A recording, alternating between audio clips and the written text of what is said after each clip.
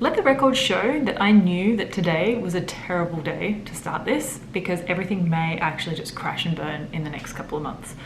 Less. That said, hi, my name's Sam. I am a serial founder of businesses. I have done it sometimes full-time, sometimes on the side for the last kind of 20 years.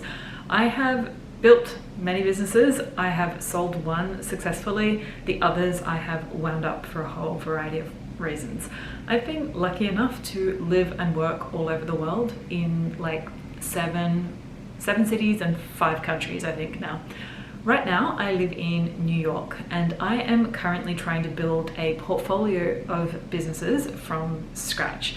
So what I wanted to do is document the journey and actually kind of take you on the journey. Maybe for you, maybe for me later on, maybe at some point in the future when I'm an enormous success and someone needs the footage for my Netflix special. Whatever it is. That's what this is. I'm going to be doing weekly vlogs showing the journey of building these businesses. So, to catch you up, the 2 businesses that I'm currently working on are very, very different. One is a laundry concept. I started working on both of these about 12 weeks ago. And 12 weeks tomorrow, actually, I think. So 12 weeks ago. And one of them is a laundry concept. Now, the laundry concept, the whole thesis that I have is that I have spent the majority of my career in growth and innovation roles, focusing on making people want stuff that they don't really need. On a handful of occasions, I've had the opportunity to work with financial services companies to make banking better, or health insurance companies to make the claims process better, and those sorts of things. But look, to be really fair with you, I've got to work on some extraordinary businesses and brands like Nike was a client, Lego was a client, Netflix was a client, Apple was a client, Four Seasons was a client, like you name it, I've got to work on some great brands. But fundamentally, we kind of don't need a lot of the stuff that they are selling. And my job was often to do brand experiences and service design and a lot of these things to make those brands more desirable, to make them the top of your wish list for stuff and all those sorts of things. And I realized that the whole world, it feels like at the moment, is chasing these shiny categories, and they are not, like, everyone is just ignoring kind of the boring stuff. And we put so much effort into making people want things they don't really need, and we put no effort into making the essentials in life like really desirable and wonderful. And I think there's a real opportunity there, and I think that's also something really nice. So what I'm looking to do is ultimately create the liquid death of laundry. So the way I'm starting out is by actually building a laundromat in downtown Manhattan. And this is for a couple of reasons. One, because I really like the laundromat business. I think that it has really great margins. I think it's incredibly resilient and price inelastic business. But also because I really like the idea of getting this massive volume of data of people that, you know, you're talking to them about your laundry and you're involved with them and those sorts of things. But when it comes to actually product testing a laundry care business, I think there's no better place to do it than kind of at scale with a whole bunch of people's laundry every single day in a laundromat. So what I'm doing initially is building out this laundry concept. Where it is at right now is that we just kicked off brand design this week.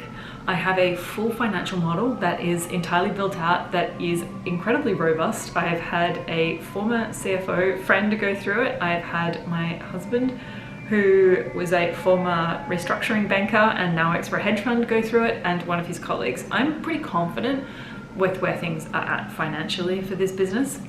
I've started to look at physical spaces, and I've been touring spots in downtown Manhattan, which you will be coming on later this week because there's more in my future. And the other thing that I've actually started to do is kind of work through what the long-term plan looks like. So what it actually looks like to build out a laundry care business, what it would look like to have all of the other component parts that go with that, merchandise, partnerships, the works. So that's where that one's at. The biggest barrier that I have at the moment is actually around financing. I am trying to figure out how to fund this bad boy. Initially, I had set out with the idea that I was going to fund it by getting a loan. Way back at the beginning of the story, I actually thought I was going to use seller financing because I was going to buy an existing laundromat. Then I realized that kind of model didn't work for the business that I have designed and that I really believe in. So I'm building from scratch. I was going to get a loan, and then I found out that loan options for this sort of business, like a startup loan, aren't available in America to people who aren't immigrants, so green card holders or citizens. I'm in the country legally, obviously, but I don't have a green card yet. I'm waiting on one, and I'm not a citizen. So that option is kind of closed to me, which means that I have to work through that. The other business that I'm working on is what I've called an SPF adjacent skincare brand. Now, this is the first time that I'm actually telling anyone about what this business is in detail. But essentially, the insight that I have and the observation that I've made is that the US is sadly incredibly behind when it comes to sunscreen filters. In the US, the FDA regulates sunscreen filters as an over-the-counter drug, which means that they require animal testing and long-form human trials. Now, both of those things are very expensive and very time-consuming, and that has meant that no one is really prepared to invest in them, and nothing has actually been added to the US market since the 90s, if you can believe that. Astonishingly, the world has actually moved on since the 90s, 80s, and there are way better sunscreen filters that are available out there now. Sorry, New York is just New Yorking. I have no idea yet if you can hear that, but yeah, I live like a block from a fire station, and so I get a lot of that. It's part of the joy, it's part of the charm. Anyway, no one is really prepared to pay for those tests because they're not going to get exclusive use of them. And that just means that nothing new has been added to this market. The rest of the world has moved on a lot, and there are much safer and more effective filters that are available overseas. But really importantly, those filters aren't only safer and more effective, they actually have a better customer experience, like user experience, which means that people are actually more likely to use the product because it doesn't feel like greasy or doesn't feel like you have a film on your skin. The thing is that you can't use those in the US market. In fact, a lot of companies have actually been asked to reformulate, so to make their product use outdated filters if they want to sell in this market, or to stop selling in the market, and several of them have actually chosen to do that. One of my favorites from Korea has chosen to do that. One of my favorite sunscreen brands in Australia, Ultraviolet, actually chose to reformulate with an inferior filter for the US market, and there's others that I love, like Airy Day from Australia, that just isn't entering the market at all for that reason. So then I got to look into it a little bit more, and I found out that you can actually sell products with these modern filters in the US market, but you can't call them sunscreen. You can have them tested by independent labs. You can have these sun filtering ingredients, you just can't call them sunscreen. And that is the opportunity that I'm playing in. Could I create a skincare product that is so great that people want to use it and it has sun protection ingredients in it? The other thing to note in all of that, and I was astonished to discover this, globally, there is no standardization when it comes to SPF testing. So there's no standard testing system, which means that there's no standardization when it comes to that number that you get on the bottle. Different labs will get you different results, and different countries have different requirements. So the other thing that I'm hoping to do in all of this is actually to create effectively an open source testing system so that people can uniformly actually test to the same standard. As you can see, it's a pretty ambitious project and it's going to take a while to pull off, But where I'm at with that at the moment is that I have incorporated the company. I forgot to mention with the laundry concept, I've also registered the business. I've filed for trademarks for the laundry business as well. I haven't yet filed trademarks for the skincare company because it became apparent going through my process for the trademarks that I would likely have an issue and my trademark would be blocked. So not going down that path. I actually now have stopped the creative work that had started on the skincare brand, and I'm going through a naming sprint. In all of that, I've actually also recruited a really incredible group of people on WhatsApp as a product testing community for the skincare brand. That's really exciting to me because what I've got is this phenomenal group of people who are passionate and have incredibly diverse perspectives, who are actually giving me real-time feedback on what they think about names and things like that. This week, we're actually starting to talk about product packaging, which is super exciting to me because I'm actually getting their feedback on what they think of not just names, but actually how they interpret different packaging concepts and things like that. The other great thing that I've also done is we've kicked off product formulation. It took me a really long time to find a product formulator that I trusted, who understood the ambition of what it was I was trying to do and was willing to go down that path. I have a dermatologist who I'm working with, who is part of an advisory kind of board that I'm putting together. She's also been critically involved in helping me with research in the market and those sorts of things to understand like the nuance of ingredients on skin and those sorts of things. So that is quite the catch up, but I think that's a really good explanation of where things are at with both those concepts. I think that's probably enough for now, right? Anyway, that's where things are. You'll see more shortly. So as I mentioned, this week I got the creative directions back for the laundry brand and I wanted to share them with you. So the first big thing to kind of reveal is the name of the laundry concept, which is Dirtbag Laundry. I'm really excited by this name. I think it creates a lot of interesting kind of playground opportunities. I almost went down the path of choosing a name that was kind of sweeter and I want to say like more nostalgic, clean, retro, this sort of thing. But I ended up with the name Dirtbag. Now, creatively, what I'm really interested in is playing with this dynamic between this name that is quite gritty and grungy and quite edgy and having a really beautiful kind of aesthetic and experience. Now, I want to be clear that I mean beautiful in terms of stylistically and design forward, not beautiful like bougie. So there's two creative directions. I have a strong view and I've kind of made a decision about which one I want to go forward with, but I wanted to show you both. I'm going to jump through this deck. I'm not trying to like hide anything. There's just like a lot of text in there. So it's not really necessary for the purposes of taking you through it. So direction one, the background on this is what if errands weren't the low point of your week, but the highlight. And a lot of this is kind of captured in the brand ethos overall. This idea that everyday stuff in your life has been upgraded, except the stuff that you have to deal with all the time. So you can get like really amazing wine and coffee and all of these other things like skincare and activewear has all been upgraded, but the stuff that you have to touch every single day and you have to kind of just grit your way through hasn't been made beautiful. And so that's what I'm hoping to do with this brand. So the brand idea is around this idea of like the messy middle but made a vibe. And by the middle, it's just that like day-to-day stuff, like an ordinary Tuesday in your life turned into an absolute vibe. So creatively, this is kind of the direction.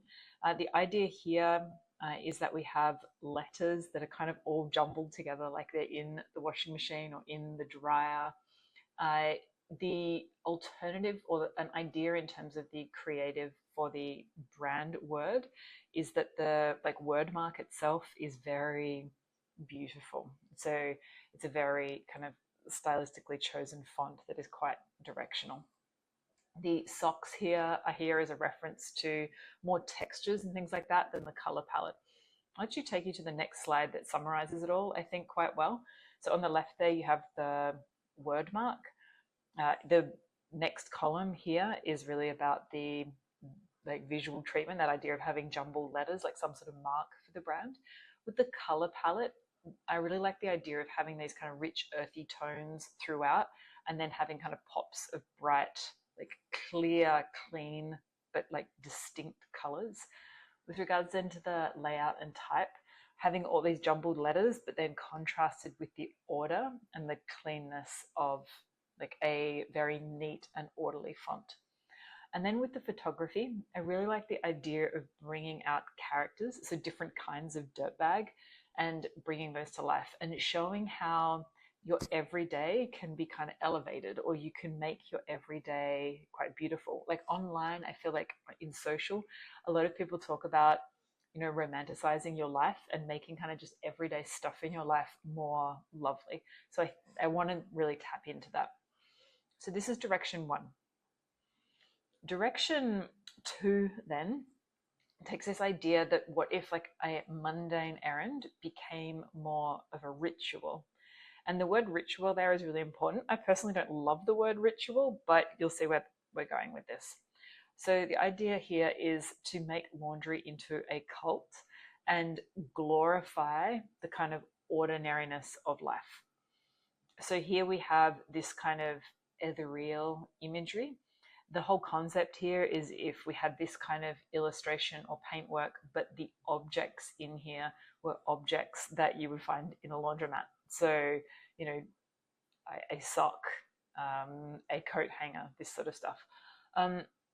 This kind of imagery here, where it's like a symbol of some sort of creature or like a pagan thing that you would not necessarily worship, but something that would be referenced in that kind of way. But instead of having things like stars and moons, you have like the laundry care symbols on stuff, on like care tags and that sort of thing. I'll take you on to the next slide that helps to explain it all a little bit more. Obviously, what we're going for overall here is this idea of kind of turning it into a bit of a cult. I think personally there is a very fine line here between it being like fun and a little bit irreverent, and then it also getting too far into like outright religious ideology and symbology and things like that, which I want to stay away from. So I'm thinking more like tarot and zodiac rather than outright kind of worship. You don't need me to read that slide to you. You get what I mean. So these are the two directions overall. The first one being more this kind of, I want to say, cool, almost like jazz club vibe, where you have the letters that are all jumbled together and you have the cleanness, you'll remember, of the organized fonts once they've gone through the laundry almost. And then on the right, you have this one that is more about creative, creative is the wrong word, that is more about like turning the everyday ordinariness of life into something that is like a cult. So it's way more tongue-in-cheek. They're the two options. I have a view about which one I'm going to go forward with. I'm not going to tell you in this video, because if you see this video and you have a strong point of view, I would love to hear which one you think is worthwhile going ahead with. And then I will reveal the direction that I ended up going in probably in a couple of videos time. So currently hustling down the street because, as promised, we are going to go and see a second lot. We're going to do a second viewing of a bunch of spaces. I'm super excited about this first one, so let's keep your fingers crossed and all that sort of stuff. This is the courtyard at the back of the first space. I know it looks really dodgy, but I think it has a lot of potential to be something quite cool. If you come in the back door from the courtyard, then on the right is a small office area that I think could be quite functional. And on the other side of the corridor is a kitchen with a little bathroom at the back. Bathroom isn't perfect, but it is in a pretty good state of repair, so I think with a bit of work it could actually be quite cute. Then a little bit further down the corridor on the right there is an accessible bathroom. Hey, that's me. And I think again a little bit of work can get this up to standard. On the left is a conference space that I would shorten and turn into a storage space, and then you can see the rest of the space in here. Then downstairs is a basement. The basement isn't what is called sellable, so you can't actually retail anything out of it. You can't have customers down there, but it is dry storage, which could be huge for me when it comes to thinking about building this whole thing out into a laundry brand, because it gives me somewhere to put it all potentially. This is the second space. Someone has poured epoxy on the floor, however, and it has stuck the wheels on this bay window so it doesn't actually open anymore.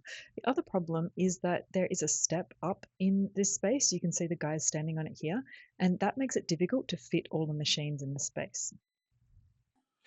Okay, so the other huge thing that happened this week is that I got some naming options back from the agency that I'm working with after the whole debacle that was the trademark issue that happened with my SPF adjacent skincare brand. So these are the names that we went into.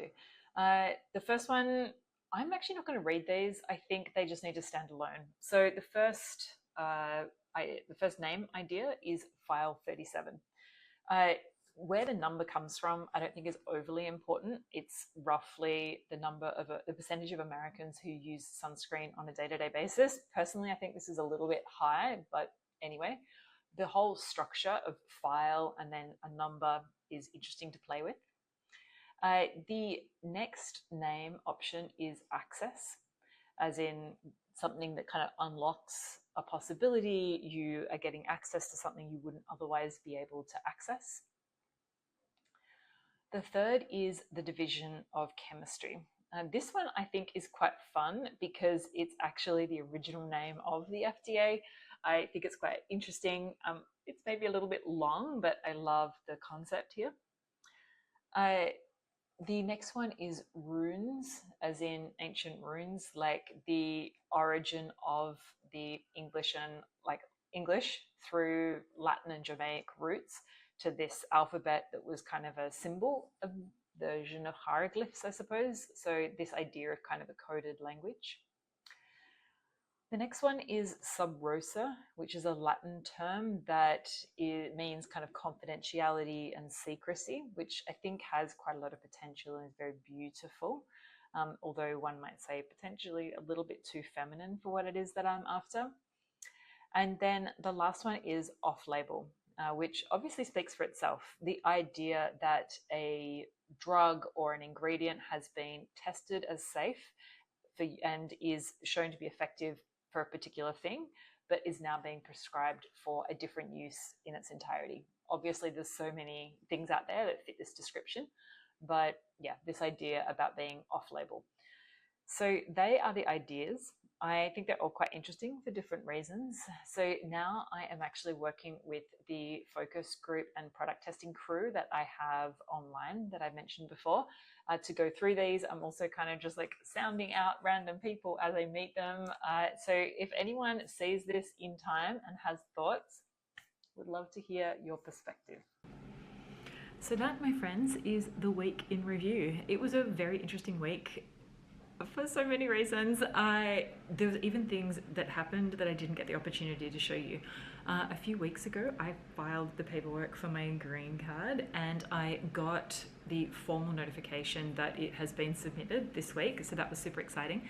The other thing is that I actually incorporated Dirtbag Laundry in the state of Delaware, so it's now Dirtbag Laundry Inc., which is a great milestone. The other enormous thing that happened this week that I did not anticipate, and I'm going to have to show you the detail of that in a subsequent video, is that I actually, drumroll please, closed my friends and family funding round. I can explain more detail another time, but essentially I just had a way better response than I had anticipated from the handful of people that I even got to show it to as a preview. So really excited. Obviously still more paperwork to be done and all those sorts of things, but super thrilled that that part is kind of done and I'm going ahead. Next week, I'm going to be exploring in more detail that first space that I showed you. There is a lot of outstanding engineering questions. So things like, can the floor actually hold the weight of the machines on it, or will it need to have steel reinforcement underneath it, and those sorts of things. These can be the difference between me being able to afford to go ahead with the space and not, because there could be too much structural work and venting and those sorts of things that is required. So we'll be pursuing that next week. Obviously also I still want to see more spaces. I've already seen quite a few and that was the only one that I was genuinely excited about, but I want to keep seeing others to keep that ball rolling. The other thing is that next week I will be receiving physical product samples, like actual packaging samples for the SPF adjacent skincare brand. I also am going to need to actually make a decision on the name and start to explore the trademarks. So actually figure out whether or not I can proceed with the names based on trademarks. So that's going to be happening next week. I'm also expecting to see the next round of creative for Dirtbag, like the directions. So big week next week, in addition to all the other things. Really huge thanks for watching this. If someone has watched it, I'm not actually sure that anyone will watch it yet, but thank you so much if you have. I'm really excited to see where this journey goes and what we're doing next week. I'm obviously very new to this sort of long form social content, so please bear with me while I figure it out. Feel free to trash talk me in the comments, and I will take all your feedback on board. See you next week.